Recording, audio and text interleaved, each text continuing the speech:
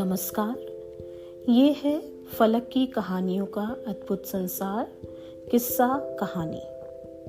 कहानियाँ जिनमें हम लिखते हैं खुद को।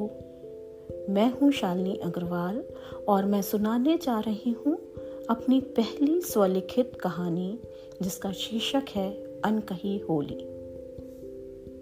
दोस्तों, हर नवविवाहिता के अरमान होते हैं कि उसकी पहली होली वह अपने पति के साथ मनाए। और ऐसे ही अरमान मेरी कहानी की नायिका मीता के भी हैं।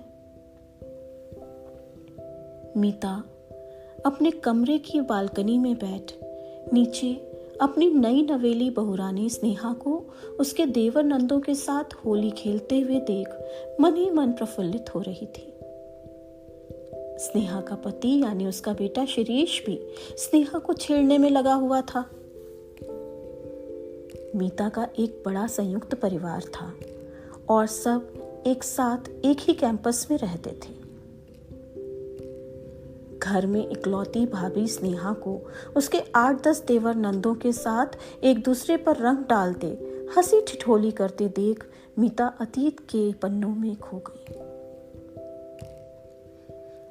35 वर्ष पूर्व मीता भी स्नेहा की तरह इस संयुक्त परिवार की सबसे बड़ी बहू बनकर आई थी।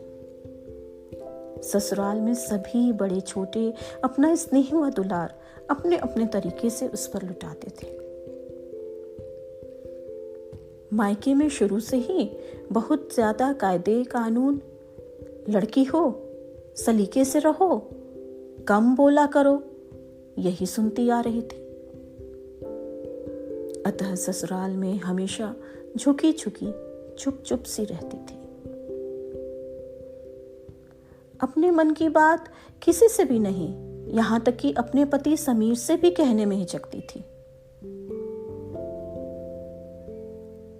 उस दिन सुबह से ही उसके ससुराल में उत्सव का माहौल था। होली जो थी, उसकी सभी सास मिलजुल कर विविध प्रकार के स्वादिष्ट पकवान बनाने में लगी थी। मंझले ससुर को तो अपने हाथों से ठंडाई बनाकर सबको पिलाने में संतुष्टि मिलती थी। देवर और नंदे अपनी अपनी तैयारियों में जुटे थे और वह भी सब जगह दौड़ दौड़ कर सबका हाथ बटाने में लगी थी। तभी रसोई से उसकी सास ने आवाज लगाई, जा बहू, समीर को उठा दे, कब तक सोता रहेगा?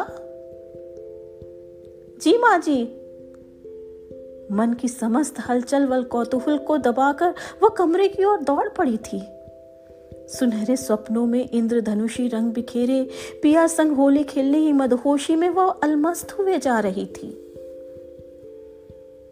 सिर पर हाथ रख उसने प्यार से समीर को उठाया। अरे सुनते हैं, उठिए भी ना, अब होली नहीं खेलनी है क्या? समीर ने उसको झिड़क कर कहा था। अरे जी, सोने भी दो, एक दिन तो छुट्टी का मिलता है। और हां, मुझे होली नहीं पसंद। और वह मुंह ढक कर करवट बदल कर सो गया। ये क्या? मीता तो निशब्द रह गई थी। उसके तो अरमानों पर पानी फिर गया था। क्या क्या सपने संजोए थे उसने। हालांकि उसके देवर ननद उसे कमरे से खींचकर ले गए थे। भाभी चलिए भी, हमारे साथ होली नहीं खेलनी क्या?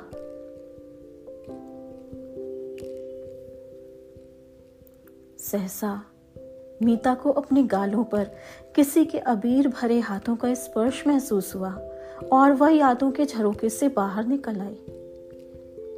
पीछे मुड़कर देखा तो समीर थे। ये कहानी बस इतनी सी।